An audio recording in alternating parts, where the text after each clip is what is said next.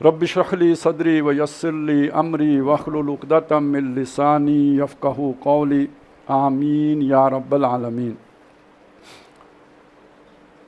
منتخب نصاب جس کا ابتدائی تعارف برادرم نوید احمد عباسی صاحب نے آپ کے سامنے پہلی نشست میں رکھ دیا ہے، اس کا جو تیسرا درس ہے وہ سورہ لقمان کے دوسرے رکوع پر مشتمل ہے۔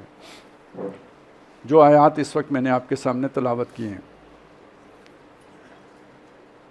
حضرت لقمان عرب میں ایک مشہور شخصیت تھے، ایک دانا انسان کے طور پر، ایک حکیم انسان کے طور پر۔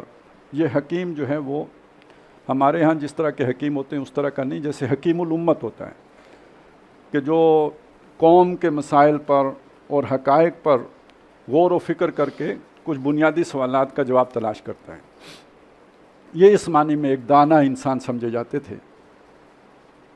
خیال یہی ہے کہ یہ خود نبی نہیں تھے، کسی حدیث میں ان کے نبوت کا ذکر نہیں آیا ہے، قرآن مجید میں بھی ان کے نبی ہونے کا ذکر نہیں ہے، تو جس کا تعین نہیں کیا گیا ہو کہ وہ نبی ہے تو اسے ہم نبی نہیں مانتے۔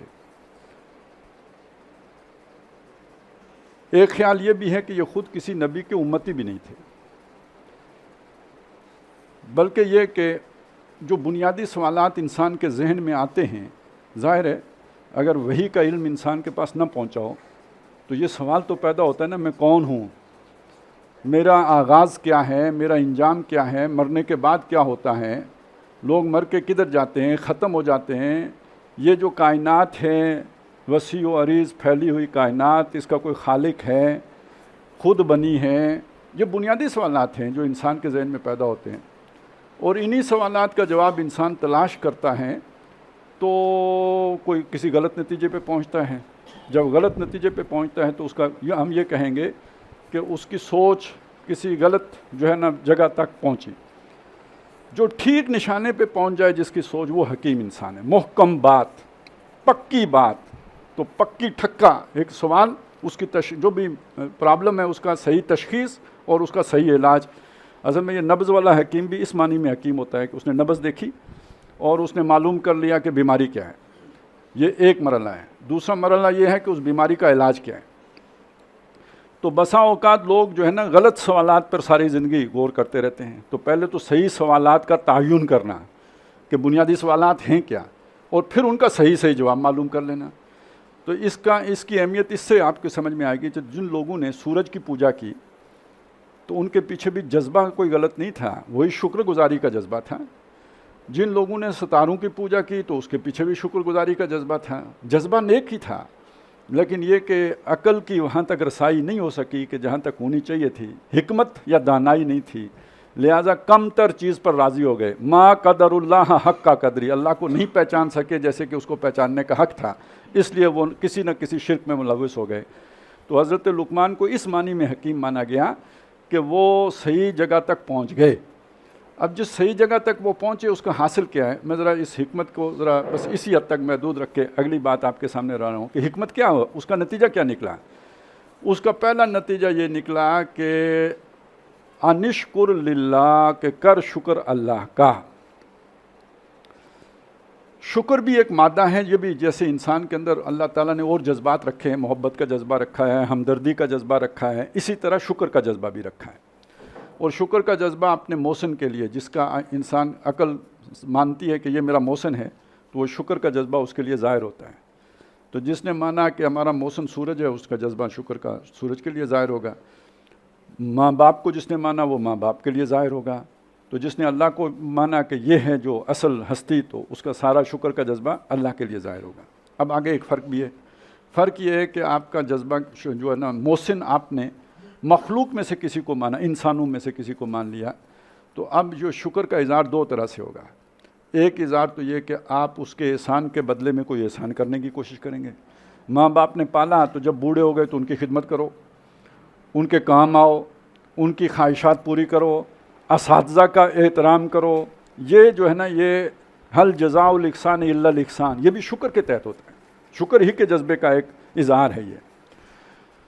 لیکن جس کی آپ کوئی خدمت نہ کر سکیں، فرض کریں سورج کو آپ نے مان لیا، تو سورج کی جواباً آپ کیا خدمت کریں گے؟ کوئی خدمت نہیں کر سکتے۔ اللہ تعالیٰ کے احسانات آپ نے مان لیے تو جواباً اللہ پر کیا آپ احسان کریں گے؟ کوئی احسان نہیں کر سکتے۔ تو جہاں پہ انسان جواب نہ دے سکتا ہو احسان کا احسان سے، تو وہاں پھر وہ جبین نیاز اس کے آگے ٹیک دیتا ہے، اس کی تعریف کرتا ہے، اس کی ثنا کرتا ہے، اس کی حمد کے ترانے الاپتا ہے، اور اس کی غلامی اپنی مرضی سے اختیار کرتا ہے کہ مجھ سے وہ ناراض نہ ہو، مجھ سے وہ خفا نہ ہو، مجھ سے راضی رہے، اس نے مجھ پہ اتنے احسانات کیے تو یہ ہے اصل میں شکر۔ اس شکر کی 3 سطحیں بیان کی گئی ہیں۔ ایک یہ ہے کہ شکر باللسان،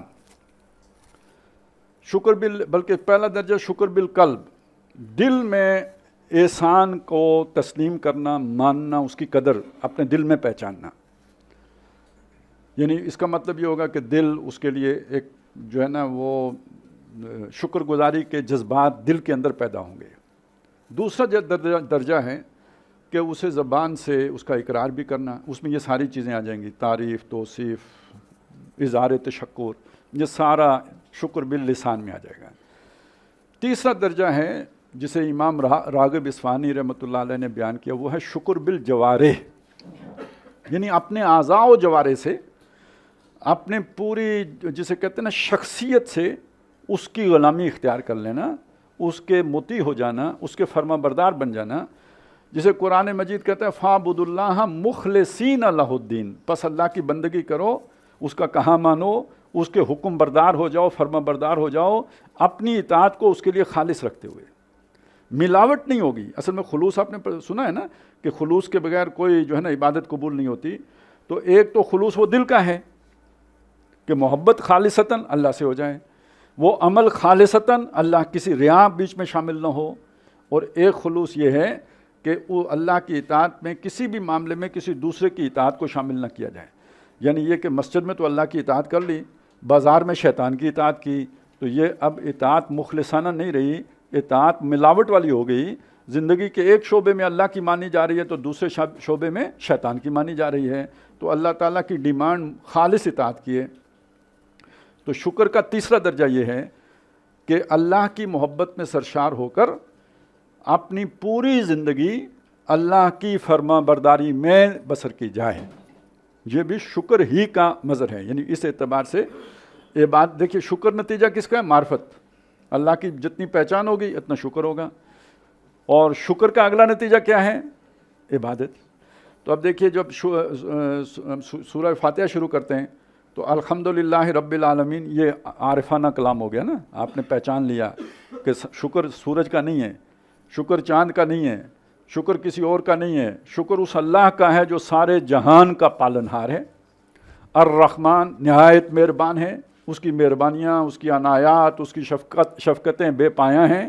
الرحیم، بہت رحم کرنے والا ہے۔ اور اس کا نتیجہ اگلا مالک یوم الدین، وہ تو آخرت کی بات ہو گئی کہ ابھی تو ہمارے سامنے نہیں ہے، لیکن اس کے سامنے ہم جا کے پیش ہوں گے، اس زندگی کے بارے میں پوچھا جائے، ایک ایک لحظے کے بارے میں پوچھا جائے گا۔ نتیجہ کیا ہے؟ ایاک نعبد و ایاک نستعین۔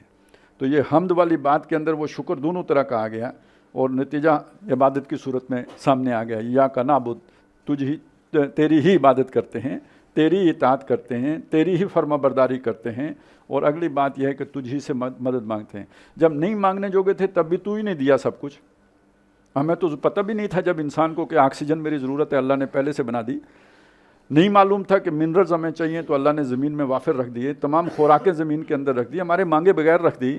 تو اب اگر مجھے کوئی شے ضرورت ہوگی تو تجھی سے مانگوں گا، کسی اور کے آگے ذلیل ہونے کی مجھے کیا ضرورت ہے؟ تو ایاک نعبد و ایاک نستعین، یہ سب شکر کے اس ایک لفظ کے اندر آئے گا، یعنی تینوں درجے آپ کے ذہن میں آ جائے۔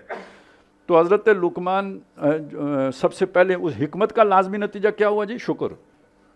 اچھا، یہاں پہ ایک حدیث بھی نوٹ کر لیں، فرمایا من لم یشکر الناس لا یشکر اللہ، جو لوگوں کا شکر ادا نہیں کرتا وہ اللہ کا شکر بھی ادا نہیں کرے گا۔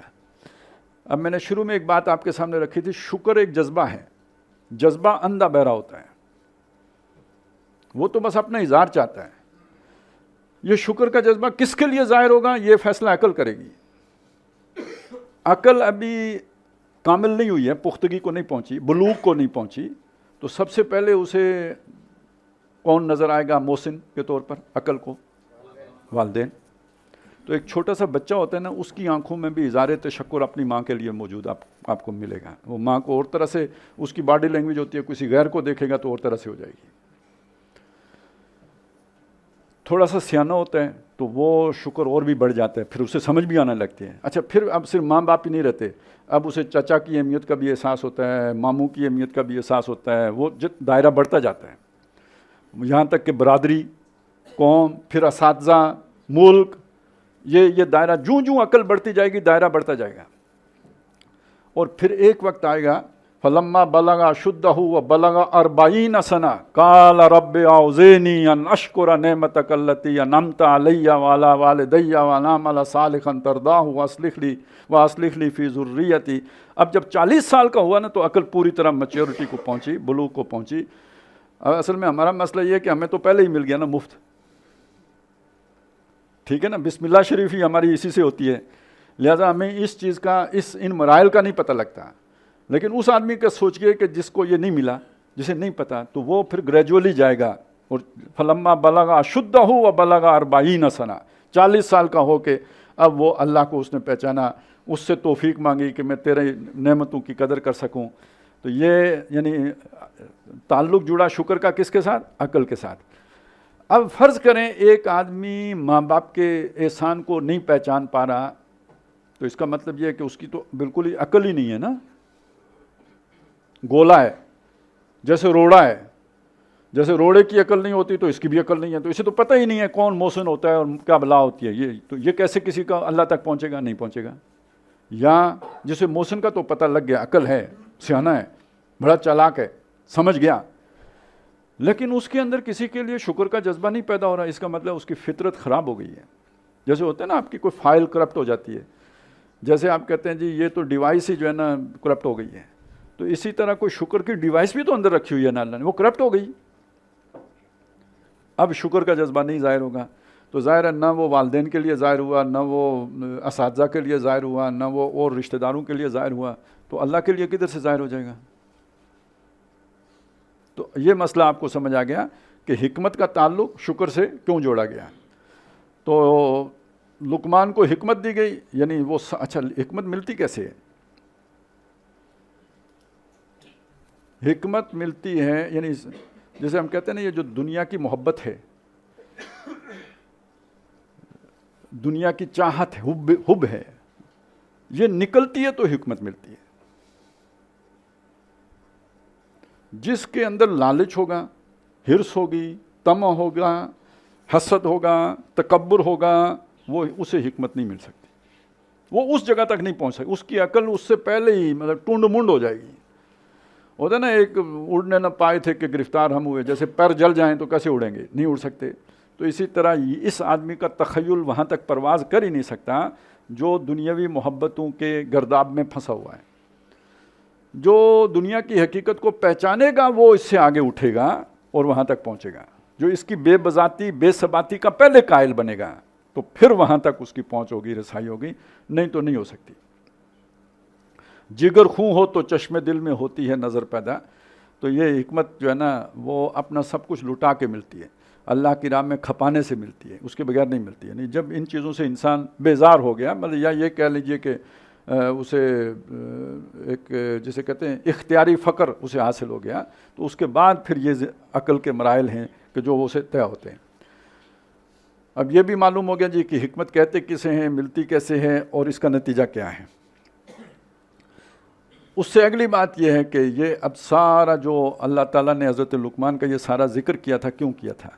اس لیے کیا تھا کہ تم مانتے ہو کہ یہ ایک سمجھدار انسان ہے, تم تسلیم کرتے ہو کہ یہ حکیم اور دانا اور بینا انسان تھے. تو دیکھو جو بات یہ کہہ رہے ہیں وہ وہی تو ہے جو محمد رسول اللہ کہہ رہے ہیں. تو اس کا مطلب یہ ہے کہ بعض شخصیتیں مشہور اتنی ہو جاتی ہیں کہ لوگ ان کے گن تو گاتے رہتے ہیں لیکن ان کی تعلیمات کا خیال نہیں کرتے. ابراہیم علیہ السلام کی یہ لوگ قدر کر رہے تھے نا, ابھی بھی کرتے تھے. تو ابراہیم علیہ السلام کی تعلیمات وہی نہیں تھی جو محمد رسول اللہ کی ہیں صلی اللہ علیہ وسلم, لیکن ان کو نہیں مانتے تھے. ابراہیم علیہ السلام کی عزت کرتے تھے, حضور کی نہیں کرتے تھے, حالانکہ بات دونوں ایک کر رہے ہوتے ہیں. یہی معاملہ حضرت لقمان کے حوالے سے ان کے اوپر حجت قائم کی گئی.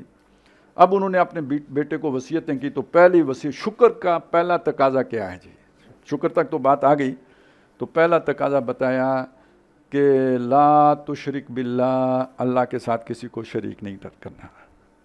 اگر اللہ کے ساتھ کسی کو شریک ٹھہرا لیا تو اس کا مطلب یہ ہوا کہ شکر جو ہے نا وہ اس کا حق ادا نہیں ہوا، بلکہ یہ تو اس کے ناشکری ہو گئی، ناقدری ہو گئی، اللہ کو نہیں پہچانا آپ نے جیسے کہ پہچاننے کا حق تھا۔ اب شرک خود ایک بہت وسیع المفہوم اصطلاح ہے۔ اب دیکھیے شرک محبت میں بھی ہوگی، اللہ سے بڑھ کر کوئی محبوب ہو جائے تو شرک ہے یا نہیں ہے؟ وہ آیتیں ساری یاد کر لیں جن میں یہ تقابل آیا ہے، خاص طور پہ سورہ توبہ کی آیت نمبر 24، 8 محبتیں ایک طرف اور 3 محبتیں دوسری طرف۔ کل ان کان آباؤکم و ابناؤکم و اخوانکم و ازواجکم و عشیرتکم و اموال اقترفتموها و تجارت تخشون کسادها و مساکن ترضونها، 8 ہو گئیں۔ احب الیکم من اللہ و رسولہ و جہاد فی سبیلہ، 3 یہ ہو گئیں۔ اللہ، رسول، اللہ کی راہ میں جہاد۔ جہاد کا کیا مطلب ہے؟ قربانی کرنا، مال لگائیں، جان لگائیں، یہ مطلب ہے نا جہاد کا۔ کاروبار جاتا ہے تو جائے، گھر سے کوئی نکال دیتا ہے تو نکال دے، نوکری جاتی ہے آج ہم کہیں تو جائے، کیریئر تباہ ہوتا ہے تو تباہ ہو، ہر شے قربان کرنے کے لیے تیار ہو جانا، یہ مطلب ہے نا جہاد کا۔ تو اگر ان 3 چیزوں پر، یہ 8 چیزوں میں سے کوئی عزیز تر ہے، جاؤ، فیل ہو گئے وہ۔ جیسے آپ کسی کو کہیں بس وہ ٹھیک ہے آپ کا امتحان ختم، اب موت کا انتظار کرو، فتربصوا حتی یاتی اللہ بامرہ، ڈکلیریشن اس دن ہوگا، باقی طے آج ہی ہو گیا ہے کہ تمہارا فیلیور ہے۔ اور بلکہ واللہ لا یہدی القوم الفاسقین، ایسے فاسقوں کو تو اللہ ہدایت دیتا ہی نہیں ہے، ان کو تو ادھر ہی موڑتا ہے جدھر وہ مڑے۔ نولہ ما تولی ونصلہ جہنم فلما زاغوا ازاغ اللہ قلوبہم واللہ لا یہدی القوم الفاسقین، ایسے فاسقوں کو اللہ ہدایت نہیں دیتا۔ یہ شرک فی المحبت ہے۔ شرک فی الاطاعت، اللہ کی اطاعت کے مقابلے میں کسی اور کی اطاعت کرنا۔ اصول کیا ہے؟ لا طاعت لمخلوق فی معصیت الخالق، مخلوق میں سے کسی کی اطاعت نہیں ہوگی جہاں اللہ کی نافرمانی ہو رہی ہو۔ لیکن فرض کریں ایک شخص ہے، چھوڑیں باقی سب کسی کو، اپنی مرضی، ہم کہتے ہیں نا میرا جسم میری مرضی تو میرا مال میری مرضی، اگر وہ اپنی مرضی پہ چلتا ہے اور اللہ کی مرضی کو پس پش ڈالتا ہے، یہ بھی شرک ہے۔ افرأیت من اتخذ الہہ ہواہ، آپ نے اس شخص کو دیکھا جس نے اپنا الہ اپنی خواہش کو بنایا ہوئے، من موجی ہے۔ اب آپ اسی پہ قیاس کریں کہ اللہ کے مقابلے میں اگر ماں باپ کی اطاعت بڑھ کر ہوگی، شرک کی صورت ہے، تو حکمران کسی کی ہوگی تو وہی طاغوت ہے، کیونکہ وہ تو جبراً اپنا حکم نافذ کرے گا نا۔ یہ پہلے والی اطاعتیں تو آپ اپنی مرضی سے کر رہے ہیں، اپنے نفس کی کر رہے ہیں تو اپنی مرضی سے کر رہے ہیں، نہ کریں تو کوئی نفس آپ کے کان نہیں مروڑے گا۔ ماں باپ کی کر رہے ہیں تو اپنی مرضی سے کر رہے ہیں، نہیں تو زیادہ سے زیادہ آپ کا نقصان کر دیں گے، گھر سے نکال دیں گے۔ لیکن حکمران کی نہیں کریں گے تو وہ باغی قرار دے کے گولی مارے گا، تو زبردستی کرا رہے ہیں، تو وہ تو طاغوت ہو گیا۔ تو شرک فی الاطاعت ہے۔ تو یہ جو شرک فی الحقوق ہوگا، شرک فی الاطاعت ہوگا، شرک فی المحبت ہے، یہ تو شرک فی الذات تو خیر چلیں وہ تو بڑی بات ہو جائے گی، لیکن یہ ساری صورتیں شرکی کی ہیں۔ تو جب ایک لفظ بولا لا تشرک باللہ، تو در حقیقت اس ایک ہی کے اندر پوری قیامت ہے جو ہے نا آ گئی ہے ساری کی ساری۔ اب آپ اسے ذرا سورۃ العصر کے ساتھ جوڑ لینا، وہاں پہلی بات کیا تھی؟ ایمان، پھر عمل صالح، پھر تواصی بالحق، پھر تواصی بالصبر، 4 چیزیں آئی تھیں۔ اب اس شرک کے اندر آپ کو سمجھ آئی؟ چاروں ہیں، صرف اس ایک لفظ کے اندر چاروں ہیں۔ ایمان اللہ پر، شرک نہیں کرنی، تو اس کا مطلب باقی سب کا انکار ہے۔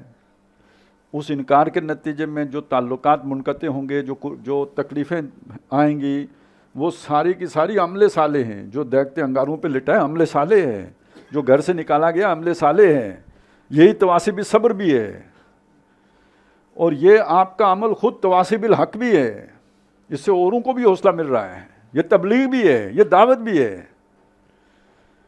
تو وہ چاروں باتیں اس ایک ہی لفظ میں آ جائیں گی اگر آپ اس کی تشریح میں جائیں گے اور اس کی گہرائی میں اتریں گے۔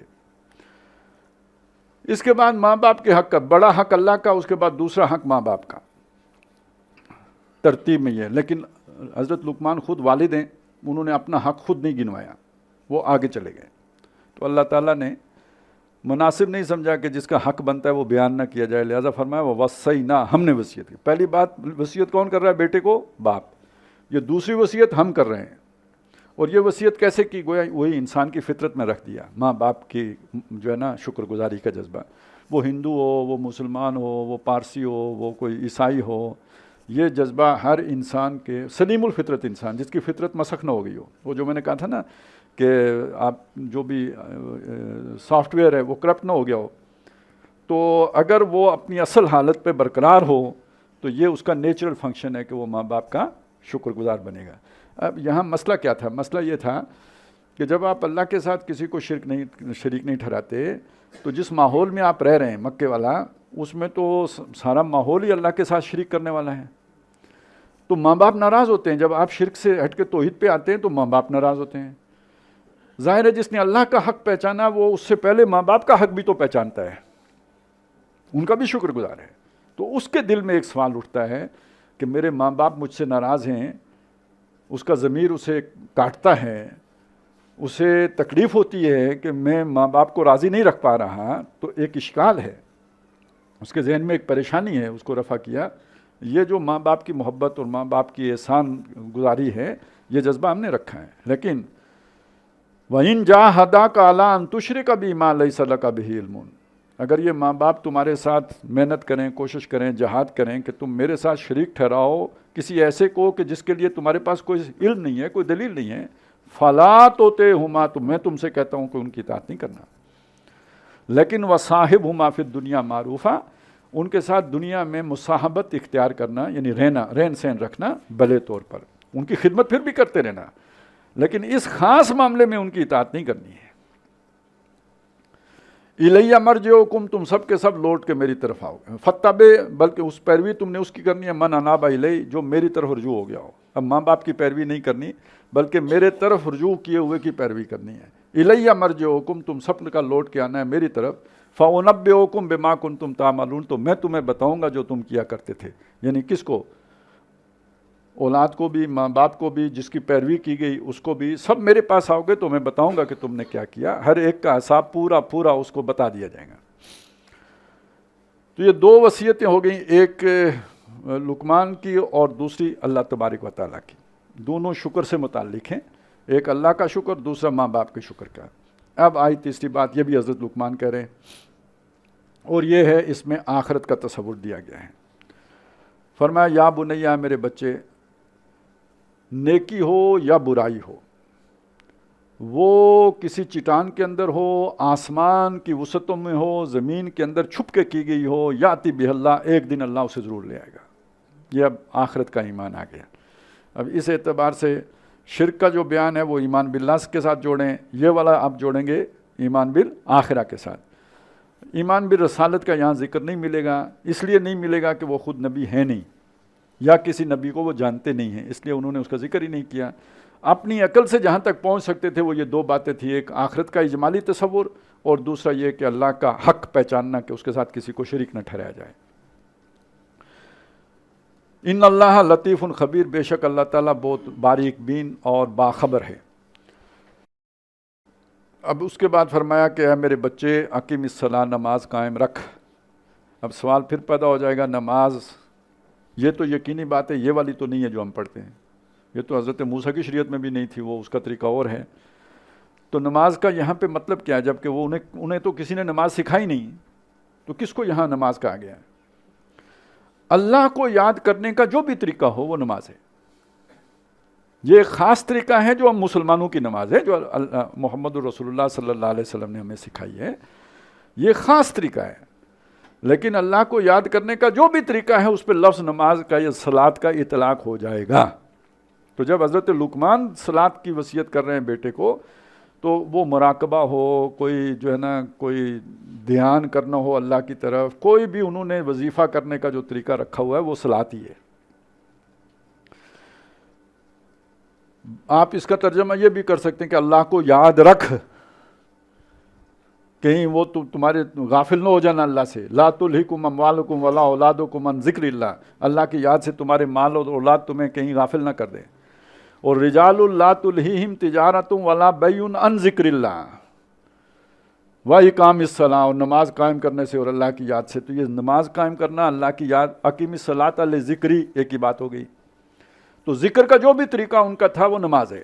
تو اسے قائم رکھو، اس پر کاربند رہو، نہیں تو غافل ہو جاؤ گے، دنیا کی یہ محبتیں اپنی طرف کھینچ لیں گی، اور یہ کہ ایمان لانے کے بعد جو ہے نا وہ ایمان دل سے رخصت بھی ہو سکتا ہے، وہ کیفیت ہو جائے گی۔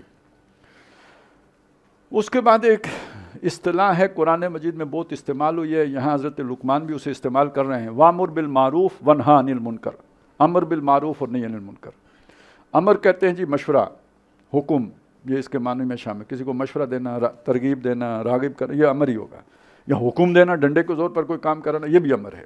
عامر کا لفظ اسی سے بنا، امیر کا لفظ اسی سے بنا۔ معروف یہ بالکل وہی معنی ہے جو اردو میں ہم بولتے ہیں، مشہور اور معروف۔ تو کیا مطلب ہوتا ہے معروف کا؟ ہاں، جس کو سارے پہچانتے ہو وہ معروف ہے۔ عرف، جیسے کہتے ہیں نا فلانا ابن عرف فلانا، یعنی ایک اس کا اصلی نام ہوتا ہے، اسے تھوڑے لوگ جانتے ہیں، ایک اس کا نام معروف ہو جاتا ہے، اسے عرف کہتے ہیں، تو وہ عرفیت اس کی یہ ہے۔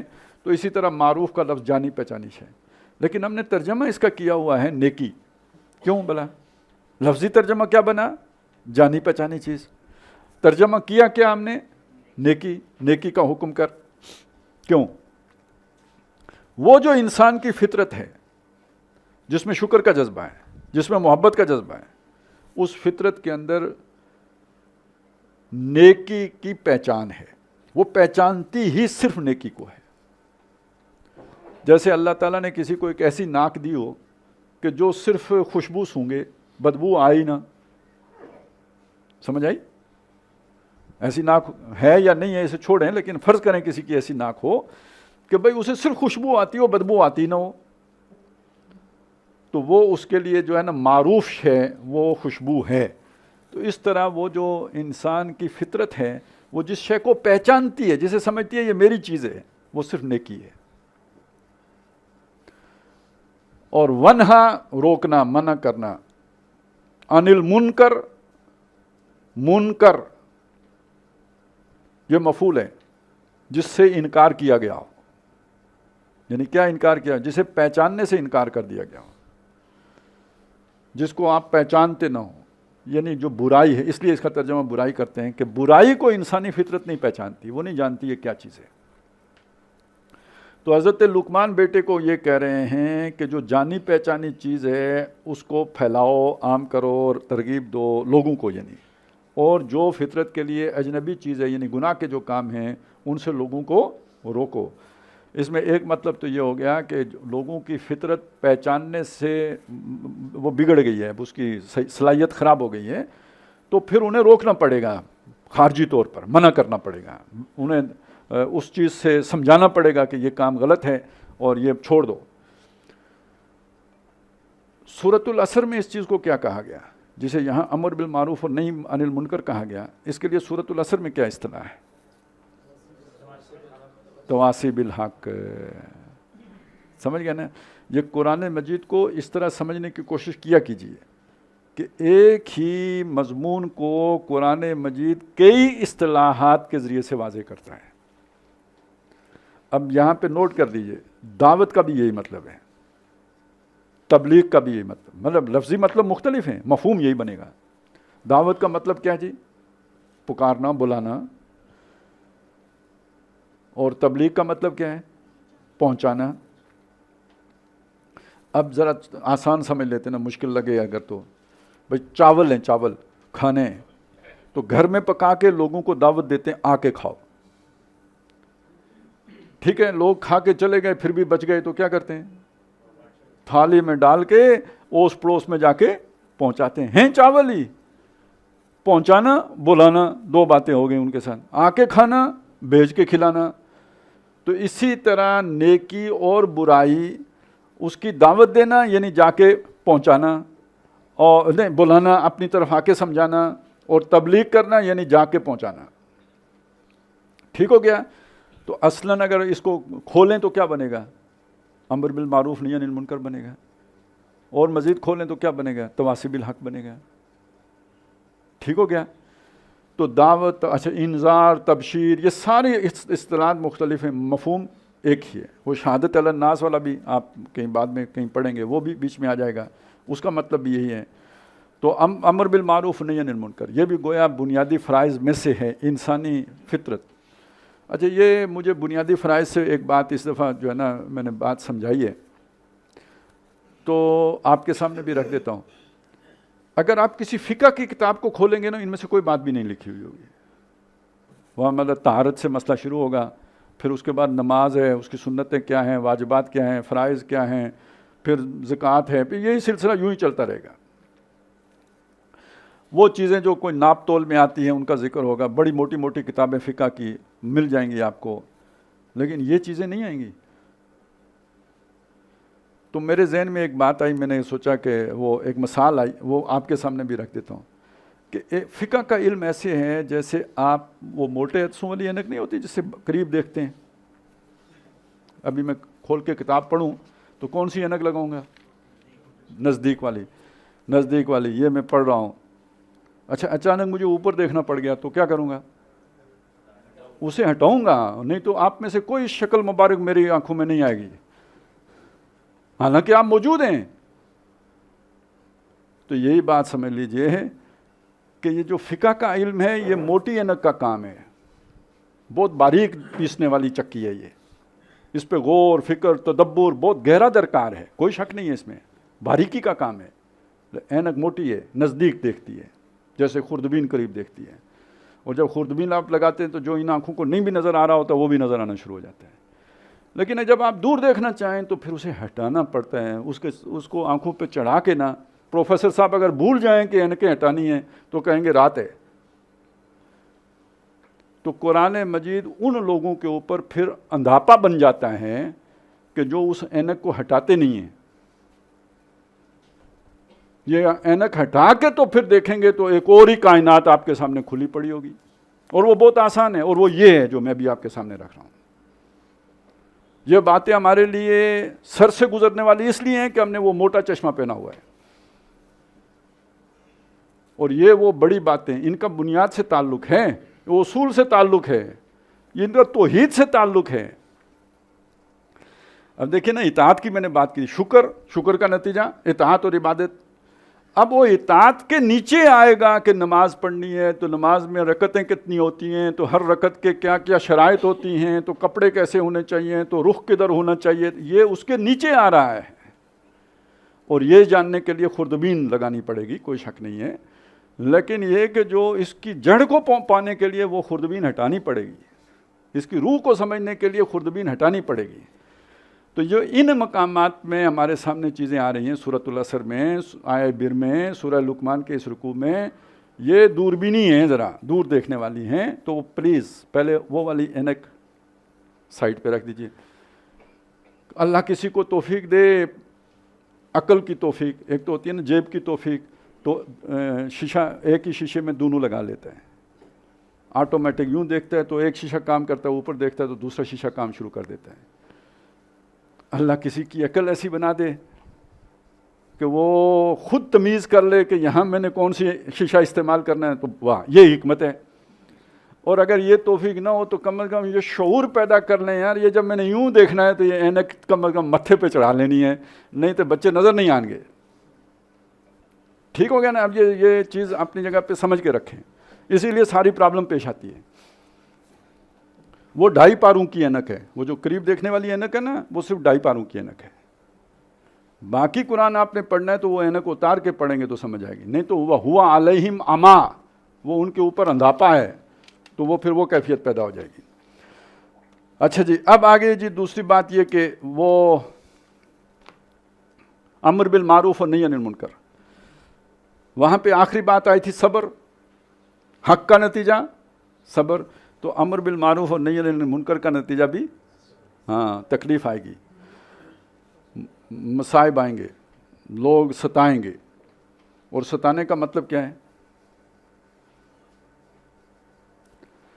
جسمانی تشدد, جان کا خطرہ, گھر سے نکالنا, مال و اسباب سے, کاروبار سے, ہر شے تباہ کرنے. کیا حضور اور آپ کے ساتھیوں کے ساتھ یہ نہیں ہوا؟ نہیں, یہ فالذین ہاجروا واخرجوا من دیارہم واوذوا فی سبیلی وقاتلوا وقتلوا, یہ کس کے لیے آیا ہے؟ یہ کن کے اوصاف تھے؟ صحابہ کرام کے رضوان اللہ تعالی علیہم اجمعین. والصابرین فی الباساء والضراء وحین الباس، جو آپ نے سورہ بقرہ کی آیت نمبر 177 میں دیکھا. تو یہ اس کو سمجھ لیجئے کہ اس قربانی کا نام ہے تواسب الصبر. وبشر الصابرین جو آیا ہے. اس کے بعد چیز ایک رہ جاتی ہے خطرے والی، کہ دیکھیں دنیا میں رہتے ہوئے بعض اوقات ہدایت جو ہے، جو اللہ نے ہدایت دی ہے، وہ خود ایک آزمائش بن جاتی ہے. کس طرح؟ ایک آدمی ہے آپ کے سامنے ہے، اس کو ہدایت نہیں ہے، آپ سمجھ سکتے ہیں کہ یہ گمراہی پر ہے، اور آپ کو سمجھتے ہیں کہ مجھے ہدایت ہے. اس کے نتیجے میں آپ کے اندر اگر مزید شکر گزاری کا جذبہ پیدا ہوتا ہے تو ہدایت میں اضافہ ہو گیا. لیکن اس کے نتیجے میں بھی اگر تکبر پیدا ہوتا ہے کہ میں اعلیٰ اور برتر اور بہترین اور یہ گھٹیا اور ذلیل، تو یہ خود ایک نئی گمراہی بن گئی. ٹھیک ہے نا؟ تو یہ جو گال پھلانے کا، لوگوں کے اوپر آپ نے گال نہ پھلاؤ، یہ تکبر کی نشانی ہے نا. وَلَا تُصَعِّرْ خَدَّكَ لِلنَّاسِ وَلَا تَمْشِ فِي الْأَرْضِ مَرَحًا، زمین پر اکڑ کر نہ چلو. یہ دونوں تکبر کی باتیں ہیں. تو تکبر دولت سے بھی پیدا ہوتا ہے، تکبر حسن سے بھی پیدا ہوتا ہے، تکبر علم سے بھی پیدا ہوتا ہے، تکبر اقتدار سے بھی پیدا ہوتا ہے، اور تکبر اعمال اور نیکیوں کا تکبر بھی ہو سکتا ہے. تو یہاں پہنچ کے اس بات کا خطرہ ہے کہ تمہارے اندر تکبر پیدا ہو جائے کہ میں تو جناب دیکھیں نا شرک بھی نہیں کرتا، میں امر بالمعروف اور نہی عن المنکر بھی کرتا ہوں، میں نے اتنی قربانیاں دیں، گھر بار لٹایا، یہ کیا دین کی خاطر، میں نے کچھ شے نہیں چھوڑی. خطرہ. اللہ نہ توفیق دیتا تو کر سکتا کوئی؟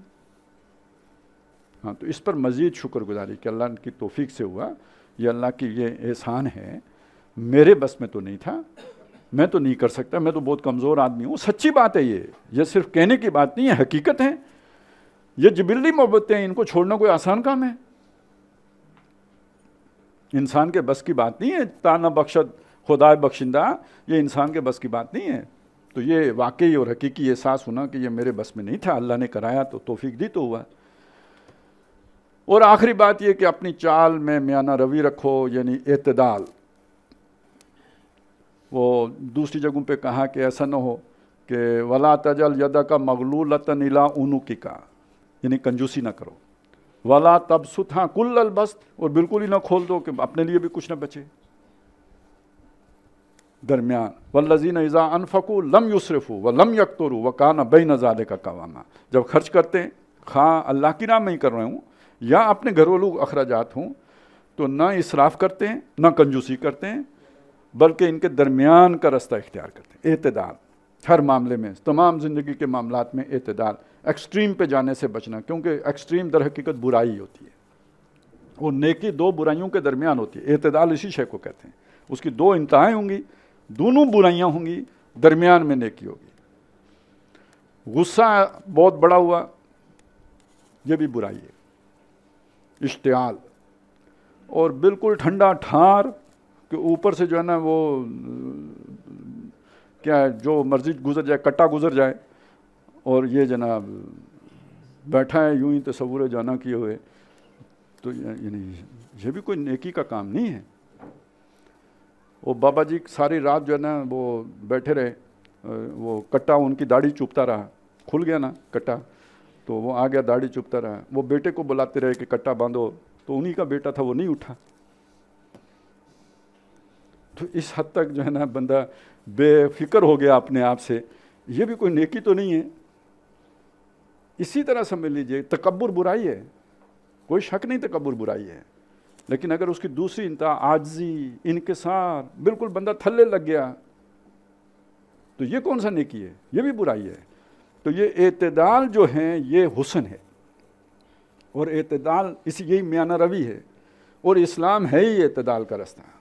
سوا سبیل صراط مستقیم، وہ اسلام ہے. تو اسلام کو جو انتہا پسندی سمجھ کر کوئی اور درمیانی رستہ نکالے، وہ گمراہی ہوگی. اسلام خود اعتدال کا رستہ ہے، اس میں کوئی انتہا پسندی نہیں ہے. تو انتہا پسندی در حقیقت اس میں انتہا ایکسٹریمز کی جو صورتیں ہوتی ہیں وہ برائی کی صورتیں ہوتی ہیں، اور نیکی درمیان میں پائی جاتی ہے۔ آخر میں ذرا ایک دلچسپ بات ہے، طنز ہے، بلکہ طنز یہ ہے کہ انسان کی جو بات ہے نا اس میں وزن دلیل پیدا کرتی ہے، لاجک پیدا کرتی ہے، انٹلیکٹ پیدا کرتا ہے۔ اچھا، جس آدمی کے پاس سوچ سمجھ نہ ہو تو وہ بات کیسے منواتا ہے؟ ہاں، یعنی وہ یا تو ڈنڈے سے منوائے گا، اور میں غلط کہتا ہوں، نہیں جی آپ کیسے غلط کہہ رہے ہیں، آپ کے ہاتھ میں پستول ہے، آپ غلط کہہ سکتے ہیں ٹھیک ہے نا، آپ بندوق والے ہیں، آپ کیسے غلط ہو سکتے ہیں؟ غلط کی طرح آپ تو کرپٹ بھی نہیں ہو سکتے کرپٹ تو وہ ہوتا ہے نا جس کے پاس پستول نہیں ہو، ہیں کیوں جی؟ ہمارے ملک میں کرپشن ساری سیاستدانوں نے نہیں کی، آپ کو نہیں پتا چور ہیں سارے؟ گن والا کیسے کر سکتا ہے؟ ویسے تو نہیں، مطلب کوئی کہہ کیسے سکتا ہے، مجھے یہ بتائیں، اصل مسئلہ یہ ہے کوئی کہہ کیسے سکتا ہے؟ تو ایک مسئلہ تو یہ ہوتا ہے جی، جس کی لاٹھی اس کی بھینس، کٹا بھی نہیں کہہ سکتا کہ میری اماں ہے، نہیں تو گیا کٹا کہیں۔ اور دوسری بات یہ ہے کہ چلیں لاٹھی تو نہیں ہے لیکن وہ گلا مبارک تو ہے نا، چیخو زور سے، اور لوگ چیختے دیکھے ہوں گے آپ نے۔ تو اللہ تعالیٰ نے بہت ہی پیاری بات کہی ہے، انہوں نے کہا کہ یار دیکھو، سوچو کہ تمام آوازوں میں سب سے بری آواز کس کی ہے؟ گدھے کی۔ ان انکر وہی انکر کا لفظ آیا، ناپسندیدہ، ان انکر الاصوات لصوت الخمیر۔ تو اگر بندہ حکیم اونچی آواز سے بنتا ہوتا تو سب سے بڑا حکیم تو گدھا مبارک ہوتا جی۔ تو یہ اس میں بھی اعتدال کی بات، بعض اوقات کسی بات کو سمجھانے کے لیے زور دینا پڑتا ہے، لیکن وہ حد اعتدال میں رہنا چاہیے۔ وہ یہ نہ کہ آواز ہی پھٹ جائے اور بندے کا پتہ نہ لگے یار یہ انسان ہے یا کیا شے جو ہے نا، کیچوں کیچوں شروع کر دیا اس نے، تو اس سے بندے کو اپنے آپ کو بچانا چاہیے۔ چلیں جی، یہ تو ہو گیا نا، یہ حضرت لقمان نے جو بیٹے کو باتیں سمجھائی۔ اب دیکھیں ہمارے پاس 3 چیزیں آ گئی ہیں نجات آخرت میں، یہ سورۃ العصر کا موضوع ہے۔ نیکی کی حقیقت کیا ہے، یہ آیا بر کا موضوع ہے۔ انسان کی فطرت کی پکار کیا ہے، یہ سورہ لقمان کے اس 3 رکوع کا موضوع ہے۔ تینوں کا حاصل موصول ایک ہی ہے، ایمان، عمل صالح، تواصی بالحق اور تواصی بالصبر۔ اب آئیں چوتھی جو ہمارا ہے، چوتھا جو ہمارا سبق ہے یہ ہے یعنی سورہ حامیم السجدہ کی آیات 30 تا 36۔ ان الذین قالوا ربنا اللہ ثم استقاموا تتنزل علیہم الملائکہ الا تخافوا ولا تحزنوا وابشروا بالجنۃ التی کنتم توعدون۔ بے شک وہ لوگ کہ جنہوں نے کہا کہ ہمارا رب اللہ ہے پھر اس پر جم گئے۔ یہ جم گئے کیا ہوا؟ دیکھیں، رب اللہ ہے کا ماننا کیا مطلب؟ یہ جو ابھی لا تشرک باللہ، اللہ کے ساتھ کسی کو شرک نہ کرنا، اور اس میں اب پھر کیا کیا آ گیا؟ پالنہار کون؟ اللہ۔ تو پیراں دتا کا ہر تصور کی نفی ہو گئی جی، پیراں دتا کا ہر تصور کی نفی ہو گئی۔ ہم تو نام ہی رکھ دیتے ہیں کہ پیراں دتا، ایک اللہ دتا ہوتا ہے وہ تو ٹھیک ہے، لیکن یہ پیراں دتا کیا ہوتا ہے؟ سمجھ آئی؟ لیکن یہ تو صرف ایک علامت ہے نا کہ یہ بندہ، یہ بچہ پیروں نے دیا ہے، ہر شے اللہ ہی دیتا ہے، کوئی شے غیر سے نہیں ملتی۔ رب ہے نا، اس کا وہ پالنے والا ہے، وہ ضرورتیں پوری کرنے والا ہے، وہ حاجت روا ہے، وہ مشکل کشا ہے۔ شرک کے ساتھ جڑ گیا نا، سمجھ آئی نا؟ اچھا، یہ تو ایک پہلو سے جڑا، یہ تو عقیدے کی طرف سے جڑا نا۔ عمل میں کیا ہوگا؟ اللہ کے حقوق میں کسی کو شریک نہ کرنا، محبت میں کسی کو شریک نہ کرنا، اور حقوق میں اللہ کی اطاعت بھی اس کا حق ہے، اس میں کسی کو شریک نہ کرنا، یہاں تک کہ اپنے نفس کو بھی نہ کرنا۔ اس کی سمجھ آ جانا آسان ہے، اس پر چلنا بڑا مشکل ہے۔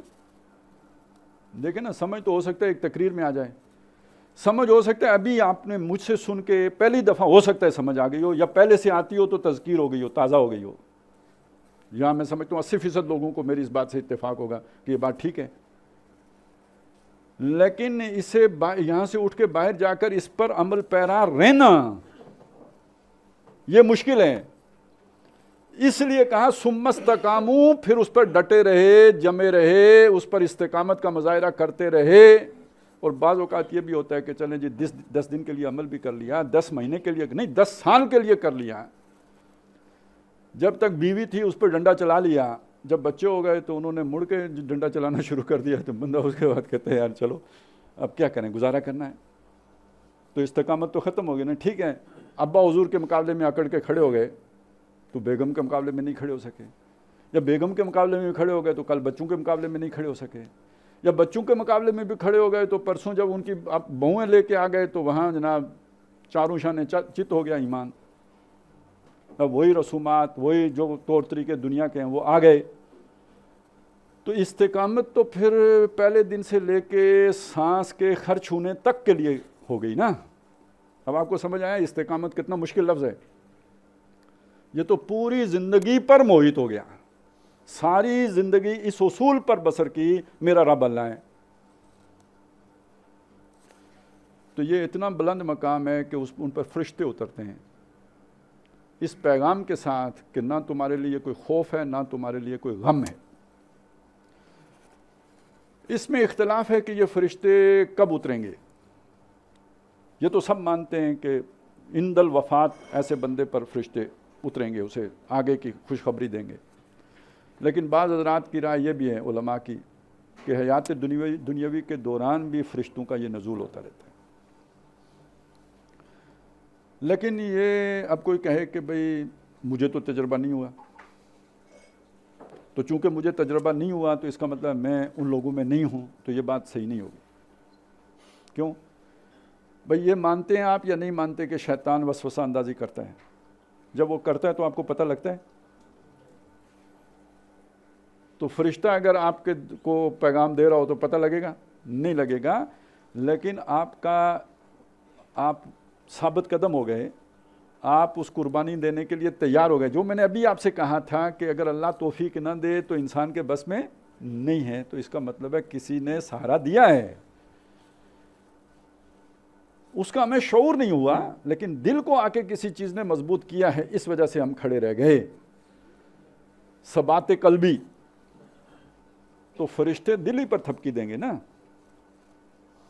نہیں تو انسان ڈواڈول ہو جائے، استقامت کا مظاہرہ نہ کر سکے۔ تو یہ ڈٹے رہنا، جمے رہنا اللہ کی مدد کے بغیر ممکن نہیں ہے، اور یہ پھر وہ پیغام فرشتے لے کے آئیں، گویا دل کو تسلی دیتے رہتے ہیں کہ یہ جو سچویشن آ گئی ہے بہت مشکل لگتا ہے کہ بچوں گا نہیں، آگ میں چھلانگ لگانی ہے، تو اب وہ لا خوفون جو چھن گیا ہاتھ سے، ولا یحزنون، اس کا کوئی غم نہیں ہے، اللہ جو ہے نا وہ مالک ہے، یہ تسلی ان کے دلوں کو حاصل رہتی ہے۔ جسے کہتے ہیں نا، جسے رضائے رب پہ راضی ہو جانا، تسلیم و رضا کی کیفیت کا پیدا ہو جانا، یہ نشانی ہے کس کی؟ اولیاء اللہ کی۔ لا خوف علیہم ولا ہم یحزنون اولیاء اللہ کی نشانی ہے۔ گویا ایمان اگر حقیقی دل میں داخل ہوگا تو یہ ولایت کے مقام تک لے کے جاتا ہے۔ کون ہوتے ہیں؟ الا ان اولیاء اللہ لا خوف علیہم ولا ہم یحزنون الذین آمنوا وکانوا یتقون۔ اللہ ولی الذین آمنوا یخرجہم من الظلمات الی النور۔ تو یہ اب یہاں پہ اب آ کے دیکھیے دو چیزیں آئی ہیں، ایمان اور استقامت۔ چلیں واپس سورۃ العصر میں، ایمان، عمل صالح، تواصی بالحق اور تواصی بالصبر۔ تو ایمان تو آ گیا نا، ربنا اللہ، استقامت کے اندر وہ تینوں باتیں آ جائیں گی، عمل صالح، تواصی بالحق اور تواصی بالصبر، تینوں کی تینوں اس میں آ جائیں گی۔ لیکن آگے پھر اسے کھولا بھی ہے، وہ ادھر ہم چلتے ہیں۔ لیکن ابھی یہ جو آیات ہم پڑھ رہے تھے کہ وہ فرشتے پیغام یہ لے کے آتے ہیں کہ نہ تمہارے لیے کوئی خوف ہے نہ کوئی حزن ہے، اس جنت کی خوشخبری حاصل کرو کہ جس کا تم سے وعدہ کیا جاتا تھا۔ یہ تو گویا وہ وفات کے وقت اگر آئیں گے تو یہ تو بہت بڑی خوشخبری ہے جو اس موقع پہ مل جائے گی۔ نحن اولیاؤکم فی الحیات الدنیا و فی الآخرہ، دنیا میں بھی تمہارے اولیاء ولی ہم تھے، آخرت میں بھی ہم ہوں گے۔ تو دنیا میں اگر اولیاء تھے تو مدد، فرشتوں کی مدد دنیا میں بھی آتی رہی، گویا اشارہ ہو گیا۔ وَلَكُمْ فِيهَا مَا تَشْتَهِي أَنفُسُكُمْ، وہاں جو آخرت میں جہاں پہنچو گے جس جگہ پہ، جسے جنت کہتے ہیں ہم، وہاں جو تمہارے جی چاہیں گے وہ انہیں ملے گا. یعنی جو اشتہا ہے نا، ظاہر ہے تمام انسانوں کی بنیادی ضرورتیں ایک ہی ہیں. آج کل وہ نہیں کہتے بنیادی ضروریات سستی کرو تو یہ کرو، تو بنیادی ضرورتیں کھانا پینا روٹی کپڑا مکان سب کا ایک ہی ہے. تو جو انسانوں کی بنیادی ضرورتیں وہ تو وافر میسر ہوں گی، وہاں پہ بے بہا میسر ہوں گی. تشتہی انفسکم وَلَكُمْ فِيهَا مَا تَدَّعُونَ، اور وہ وہاں تمہیں وہ بھی ملے گا جو تم مانگو گے.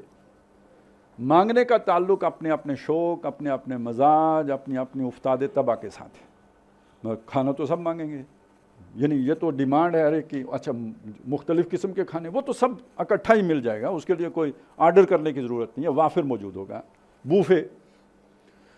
لیکن ایک یہ ہے کہ کسی کو شاعری پسند ہے تو کسی کو پتہ نہیں محفلیں پسند ہیں، تو کسی کو کمپنی پسند آتی ہے، تو کسی کو کیا پسند آتا ہے. یہ پسند ناپسند اپنی اپنی. تو وہ جس کی جو ڈیمانڈ، اچھا کوئی ہو سکتا ہے وہ کہے کہ جناب میں تو ون ویلنگ کروں گا، ٹھیک ہے نا، اور کسی کی خواہش ہو کہ میں تو F-16 اڑاؤں گا. نہیں، جب یہ کہا جو تم مانگو گے وہ بھی دوں، تو خیال نہیں آتا آپ کو کچھ اس طرح کا کبھی کبھی؟ بچپن میں تو اکثر آتا ہے، ابھی بڑے ہو کے بندہ سمجھتا ہے یار یہ ایسے بچوں والے خیال ہیں، لیکن یہ بچوں والے خیال تو مطلب خیال تو تھے نا، سیانے ہو گئے آپ نے سمجھا یار ہمارے بس میں کہاں. یہ تو بندوق والوں بچوں کے نصیب میں ہے،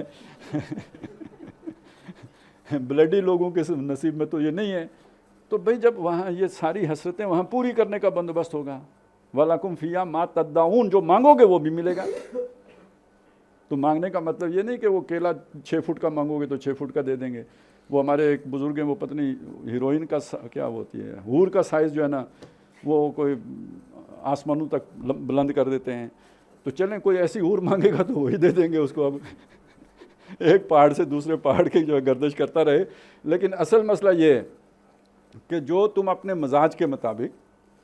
اب ایک صاحب کہتے تھے کہ جی میں تو اللہ سے یہ فرمائش کروں گا کہ میں جنت کا پہلا کھانا جو ہے نا وہ آدم علیہ السلام کے ساتھ بیٹھ کے کھانا چاہتا ہوں. ٹھیک ہے نا. اب اگر کسی کے دل میں آئے کہ میں نبی صلی اللہ علیہ وسلم کے پاس بیٹھ کے کھانا چاہتا ہوں، تو یہ وَلَكُمْ فِيهَا مَا تَدَّعُونَ میں یہ ساری چیزیں آ جائیں گی. اور اگلی بات یہ بتائی کہ نزلا من غفور الرحیم، یہ سب بھی نزل ہوگا. نزول ہوتا ہے نا اترنا.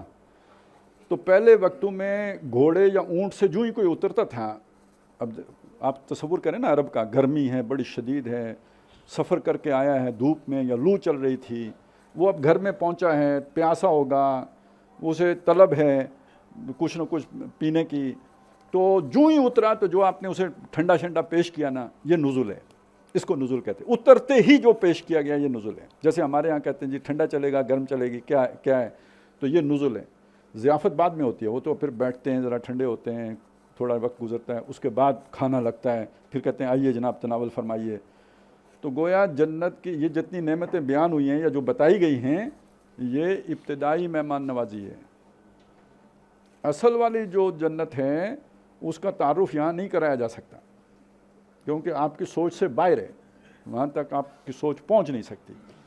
اور یہ بات میں سمجھاتا ہوں ایک مثال سے، وہ دلچسپ ہے کہ اگر آپ 6 سال کے بچے کو، یا چلے آج کل تو 6 سال والے بھی بہت چلاک ہو جاتے ہیں، 4 سال والا بچہ کہتے ہیں، اسے اگر آپ خوش کرنا چاہیں تو یہ کہہ سکتے ہیں نا فلاں جو ہے نا وہ چاکلیٹ لا کے دوں گا، کینڈی لا کے دوں گا، یا آپ کو موٹر سائیکل پہ بوں بوں کراؤں گا، یہی کچھ ہو سکتا ہے.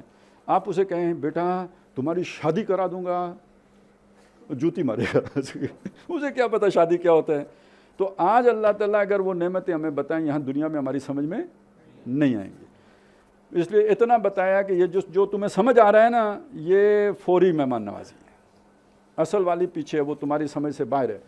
فَلَا تَعْلَمُ نَفْسٌ مَا أُخْفِيَ لَهُم مِّن قُرَّةِ أَعْيُنٍ، کوئی جان نہیں جانتی جو اس کی آنکھوں کی ٹھنڈک کا سامان وہاں چھپا کے رکھا گیا ہے، وہ ابھی ظاہر نہیں ہے، وہ ادھر پہنچیں گے تو ظاہر ہوگا. ایک نقشہ تھوڑا تھوڑا آتا ہے. وَإِذَا رَأَيْتَهُمْ ثَمَّ وَإِذَا رَأَيْتَ ثَمَّ رَأَيْتَ نَعِيمًا وَمُلْكًا كَبِيرًا، نعمتیں، بڑی بادشاہی.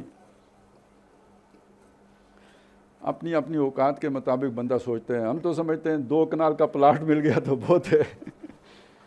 وہ اللہ نے بڑی بادشاہی رکھی ہے، ملکن کبیرہ، ملک بادشاہی کو کہتے ہیں، کبیر آپ کو یہ تو پتہ ہی ہوگا، کبیر بڑے کو کہتے ہیں، بہت بڑی بادشاہی۔ اور جیسے حدیث میں آیا کہ نچلے درجے کا جنتی اوپر والے درجے والے کو یوں دیکھے گا جیسے تم زمین پر بیٹھ کے ستارے کو دیکھتے ہو، تو کیا پتہ پورا یہ کہتے ہیں نا، بش کی خواہش تھی ون ورلڈ آرڈر اور امریکہ کا، ٹھیک ہے، تو پوری دنیا کا ایک بادشاہ ہو، ایک ایک ستارے کا ایک ایک بادشاہ، ملکن کبیرہ، فَإِذَا رَأَيْتَ ثَمَّ رَأَيْتَ نَعِيمًا وَمُلْكًا کبیرہ۔ تو ذرا تھوڑی سی اپنے تخیل کو ذرا وسعت دیجئے، بڑی نعمتیں جو اللہ نے رکھی ہوئی ہیں اس کے بعد اس ساری عمل کے نتیجے میں۔ اب دیکھیے یہ تو بات سمجھنے آگے نا، یہ اللہ کے دوست ہیں، اللہ کے ولی ہیں، اللہ ان کا دوست ہے، یہ اللہ کے دوستی دو طرفہ ہے ان کی۔ اب ان کا سب سے بڑا عمل کیا ہے؟ دیکھیے اب نماز کا ذکر نہیں آیا ہے، روزے کا نہیں آیا ہے، حج کا بھی نہیں ہے، جتنے آپ جن کو نیک اعمال شمار کرتے ہیں ان میں سے کسی کا بھی نہیں ہے۔ اللہ کے ولیوں کا جو سب سے بڑا عمل ہے وَمَنْ أَحْسَنُ قَوْلًا مِّمَّنْ دَعَا إِلَى اللَّهِ، اللہ کی طرف بلانا ہے، بندگان خدا کو خدا سے جوڑنا ہے، مخلوق خدا کو خدا سے ملانا ہے، اس کا تعارف کرانا ہے، دعوت دینا ہے، اس کی طرف پکارنا ہے، تواصی بالحق۔ سب سے بڑا حق کون ہے؟ ذَلِكَ بِأَنَّ اللَّهَ هُوَ الْحَقُّ۔ دعوت الی الحق، یہ تواصی بالحق، یہ امر بالمعروف اور نہی عن المنکر۔ جس نے اللہ کو نہیں پہچانا اس نے سب سے بڑا منکر کیا، جس نے اللہ کے ساتھ کسی اور کو شریک ٹھہرایا سب سے بڑا منکر ہے۔ اور سب سے بڑا معروف کیا ہے؟ اللہ کو پہچاننا، تو اس کی طرف بلانا۔ اب آگے اس کے تقاضے ہیں کہ اللہ کی طرف بلانے کے تقاضے کیا ہیں؟ نمبر 1، اپنا عمل غلاموں والا ہی ہونا چاہیے، وَعَمِلَ صَالِحًا۔ آپ دوسروں کو غلامی کی دعوت دے رہے ہیں تو خود نہ کر رہے ہوں تو آپ اپنی دعوت کے سب سے بڑے دشمن خود ہیں۔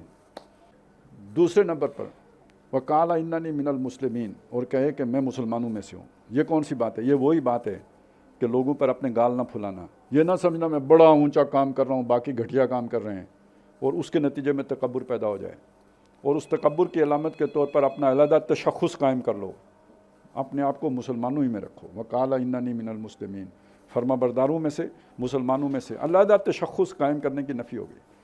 تو دعوت اللہ کا یہ نتیجہ نہیں نکلنا چاہیے کہ ایک نیا فرقہ بنا لیں۔ تیسری بات مخالفت ہوگی، تواصی بالحق کا لازمی نتیجہ مخالفت ہے۔ تو مخالفت کا جواب کیسے دینا ہے؟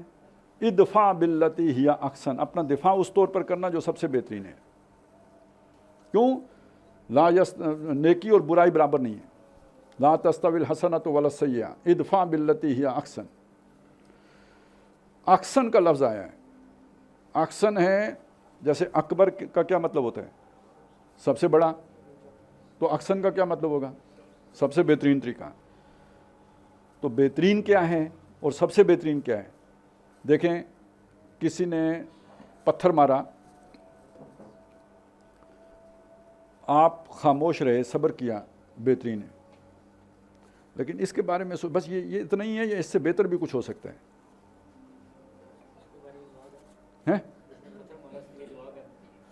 ہاں، اس کے لیے دعا کرتے ہیں لیکن پھول پیش کر لیتے ہیں نا پہلے اس کا۔ ٹھیک ہے، ذرا شاعرانہ بات آپ کو لگے گی، لیکن جب بات احسن کی آئی ہے تو پھر اس کی کم از کم تشریح تو سامنے آنی چاہیے نا، وہ تو یہ بنتی ہے۔ تو اسی طرح کسی نے گالی دی، چپ ہو جانا بھی بہتر ہے، لیکن دوا دینا احسن ہے۔ تو آپ سمجھ لیجئے یہاں پہ تقاضا کیا آ رہا ہے؟ اللہ سے تعلق کا، قرب کا یہ نتیجہ نکلنا چاہیے کہ جو نافرمان ہیں ان کو سمجھائیں، لیکن جب وہ مخالفت کریں تو اپنا دفاع اس طور پر کریں۔ اللہ تعالیٰ یہ گارنٹی کرتے ہیں کہ اس کا نتیجہ یہ نکلے گا، فَإِذَا الَّذِي بَيْنَكَ وَبَيْنَهُ عَدَاوَةٌ، کہ جس شخص اور تمہارے درمیان اس وجہ سے دشمنی پیدا ہو گئی ہے، كَأَنَّهُ وَلِيٌّ حَمِيمٌ، وہ گرم جوش دوست بن جائے گا۔ یہ اللہ کہہ رہا ہے۔ ہم کہتے ہیں یار میں نے تو بہت صبر کیا، وہ خبیث آدمی نہیں بنتا دوست۔ سنا ہے نا آپ نے؟ سمجھ بھی آیا کہ کیوں نہیں بنا؟ بھائی دل میں آپ اسے خبیث سمجھ رہے ہو اوپر سے آپ نے جو ہے نا ایک وہ کوشش کی ایکٹنگ کرنے کی، معاف کرنے کی اور احسن کرنے کی ایکٹنگ کی۔ ویسے بھی دیکھیے ذرا تھوڑا تجزیہ کر کے دیکھیں، بچہ ہوتا ہے نا چھوٹا، وہ ریئیکٹ کرتا ہے، اس کے ساتھ اگر ان میں سے کوئی کام بھی ہو نا تو وہ مڑ کے جواب دے گا، ادھر ہی کلاس روم میں ہی کام چکتا کر دے گا، نہیں تو کہے گا چھٹی کے بعد دیکھیں گے، زیادہ سے زیادہ وہ چھٹی تک صبر کرتا ہے اور چھٹی کے بعد کام ڈال کے کرا جاتے ہیں۔ جب بندہ ذرا بڑا ہوتا ہے اسے پتہ لگتا ہے یار یہ لڑائی دو طرفہ عمل ہے، دو طرفہ دان توڑائی جو ہوتی ہے، تو وہ پھر انتقام لیتا ہے، لیکن انتقام لینے کا طریقہ بدل جاتا ہے، اب وہ جا کے ایف آئی آر کٹواتا ہے۔ ایسا ہی ہوتا ہے نا، ہم اسے کہتے ہیں مہذب انسان، اس نے قانون ہاتھ میں نہیں لیا، ٹھیک ہے؟ تو مہذب انسان کا یہ مطلب نہیں کہ بدلہ نہیں لیتا، بدلہ لیتا ہے مہذب انسان، لیکن بدلہ لینے کا پروسیجر چینج کر دیتا ہے۔ اب آیا بندہ مومن، اس نے کہنا ہے کہ جناب میں تو مڑ کے جواب نہیں دیا، میں نے ایف آئی آر بھی نہیں کٹائی، لیکن قیامت کے دن تمہارا گریبان ہوگا، میرا ہاتھ ہوگا ٹھیک ہے؟ مطلب یہ ہے کہ وہ بنیادی جو عوانی جذبہ ہے انتقام کا، وہ تو جوں کا تو ہی ہے، صرف ہم نے اس کی اتنی سوشلائزیشن کی ہے کہ ایک نے تھانے میں جا کے ایف آئی آر کرا دی، دوسرے نے کہا میں نے اوپر ایف آئی آر کٹا دیے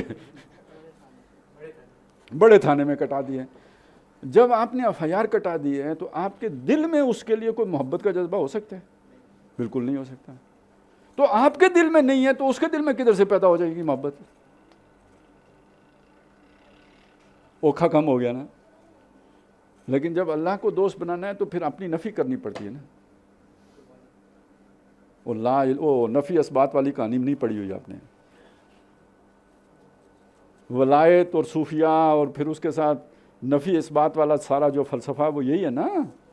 نفی کا یہ مطلب نہیں ہے کہ آپ اپنی ذات کی نفی کر دیں، نفی کا یہ مطلب ہے کہ آپ اپنے اندر سے اس طرح کے انتقام اور جو یہ جو چیزیں ہیں نا ریئیکشنری، یہ ختم کر لیں، اوور کم کر لیں ان پہ، اور اللہ کے لیے معاف کرنا سیکھیں۔ اچھا چلیں آپ اسے ایک اور طریقے سے دیکھیں، چلیں آخرت میں آپ کے ساتھ اس نے جو زیادتی کی تھی اور اللہ نے اس کی گردن مروڑ کے اسے دوزخ میں پھینک دیا، آپ کو کیا ملا؟ بھئی اس نے ایک جرم کیا تھا، اس جرم کی اسے سزا مل گئی، آپ کو کیا ملا؟ بس کلیجے کو ٹھنڈ پڑ گئی، ہے نہیں ہویا؟ کلیجے کو ٹھنڈ پڑ گئی۔ اچھا آپ نے معاف کر دیا، اب اللہ کی مرضی ہے اسے دوزخ میں ڈالے جنت میں لے جائے، وہ اور اللہ کا مسئلہ، آپ کو تو اجر مل گیا۔ نہیں سمجھ آئی؟ آپ نے اللہ کی خاطر معاف کر دیا، اب آپ کے حصے میں بہت بڑا اجر آ گیا۔ تو جب آپ یہ کرتے ہیں تو اس کے نتیجے میں اصل میں وہ دشمنی دوستی میں بدلتی ہے، وگرنہ نہیں بدلتی۔ تو غلطی اپنی ہوتی ہے، ہم کہتے ہیں یار ہم نے تو بہت کیے لیکن وہ ولی نہیں بنا، حمیب نہیں بنا۔ وقت ہمارے پاس تھوڑا ہے، لیکن چلیں یہ واقعہ میں آپ کو سنا دیتا ہوں۔ ہندوستان میں کوئی وہ تھا، کیا ہوتے ہیں یہ پنڈت، وہ یعنی ظاہر ہے اس نے اپنی جو بھی ایکسرسائزز کی اس کے نتیجے میں اس کو کچھ یعنی کوئی مقامات تک پہنچ گیا، تو وہ احوال بتا دیا کرتا تھا کہ مطلب کسی بندے کے دل میں کیا ہے یا اس طرح۔ تو کہتے ہیں کہ نظام الدین اولیاء کا جو ہے نا اس ملاقات کی جا کے ان سے، اس بندے سے، اور اس نے کہا تمہارے دل یعنی مختلف چیزیں پوچھی، پھر کہا اچھا میرے دل میں کیا بتاؤ؟ کہتا دھواں ہے۔ انہوں نے کہا یار تیرا بڑا اونچا مقام ہے، کیسے حاصل کیا؟ اس نے کہا نفس کی مخالفت کر کے، جو جی نے چاہا اس کے برعکس کیا تو میں اس مقام تک پہنچ گیا۔ تو انہوں نے کہا ایمان کیوں نہیں لاتے؟ کہتا دل نہیں مانتا۔ انہوں نے کہا یار یہ بھی تو تمہارا نفس ہے نا، اس کے بھی تو یہ بھی خلاف کر کے دیکھو نا۔ کہ وہ لاجواب ہو گیا، ایمان لے آیا۔ جب ایمان لے آیا تو انہوں نے پوچھا اب دیکھ میرے دل پر کیا ہے؟ کہتا بالکل صاف شفاف دل ہے۔ انہوں نے کہا یہ دھواں تیرے دل پہ تھا، جو تجھے میرے دل میں نظر آ رہا تھا نا، یہ دھواں تیرے دل پہ تھا۔ اب آپ کو سمجھ آئی کہ یہ جس طرح محبت سے محبت پیدا ہوتی ہے، اسی طرح نفرت سے نفرت پیدا ہوتی ہے۔ نہیں، سافٹ ویئر پر تھوڑا سا تیل بھی لگانا پڑتا ہے کبھی کبھی صفائی بھی کرنی پڑتی ہے، نہیں تو اچھا کبھی وہ فالتو چیزیں ڈیلیٹ بھی کرنی پڑتی ہیں، نہیں تو بھاری پہ جاتا ہے نا، ہیوی ہو جاتا ہے۔ تو یہ مشکل جگہ ہے، دیکھیں نا صاف نظر آتا ہے کہ اس کے لیے بڑی تگ و دو کرنے کی بات ہے، اس لیے فرمایا وما یلقاها الا الذین صبروا، بڑے صبر والے ہی یہاں پہنچ سکتے ہیں، وما یلقاها الا ذو حظ عظیم، بڑے نصیبے والے یہاں پہنچتے ہیں۔ اور آخری بات یہ بتائی کہ کبھی شیطان کا چرکا لگ جائے، یعنی غصہ آ جائے، بدلہ لینے کو دل کرنے لگے، اللہ کی پناہ طلب کرو، یہ شیطان غصہ دلا رہا ہے، غیرت دلا رہے ہیں، فاستعذ باللہ انہ هو السمیع العلیم۔ اب آپ بس آخری یہ بات سمجھ لیجئے، سورۃ العصر سے چلے جہاں پہ صرف اتنی بات آئی تھی کہ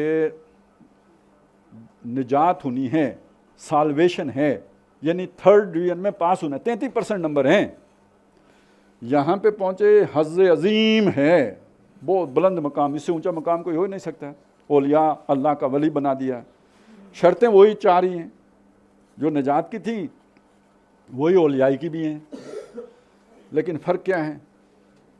فرق ہے ان کی کیفیت کا، فرق ہے ان کی کمیت کا، بنیادی چیز وہی ہے، لیکن کس مقدار میں ہے اور کس کیفیت میں ہے، اس سے فرق پیدا ہو گیا۔ آپ نے کسی چھوٹی سی چھوٹی بات کو بھی مانا ہے نا حق ہے، اس کی وصیت کریں گے، وہ بھی آپ کی وہ فطرت کے لیے جو ہے نا وہ کفایت کرے گا۔ ایمان کسی بھی درجے میں وہ رائی کے دانے کے برابر ہے، لیکن یہ کہ اس کے ساتھ عمل صالح ہے، تواصی بالحق ہے، تو نجات کی صورت بن جائے گی۔ لیکن ایمان اس سطح پہ ہے کہ استقامت،